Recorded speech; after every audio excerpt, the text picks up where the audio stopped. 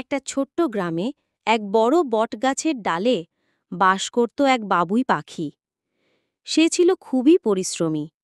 দিনের পর দিন ধরে সে নিজের বাসা তৈরি করছিল। শুকনো ঘাস, গাছের ছাল সব দিয়ে সেই এক অসাধারণ বাসা বানিয়ে ফেলল। সবাই অবাক হয়ে দেখত তার তৈরি বাসা।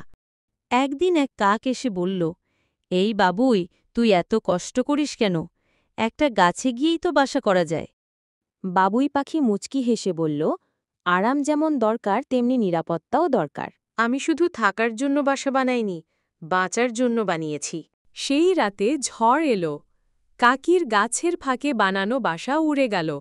সে ঠাঁই খুঁজে ফিরল, কিন্তু বাবুইয়ের মজবুত বানানো বাসা টিকে গেল ঝড়েও। গল্পের শিক্ষা: পরিশ্রম আর পরিকল্পনা কখনো বৃথা যায় না। যারা সময়মতো কাজ করে তারাই কঠিন সময়ে বেঁচে থাকে।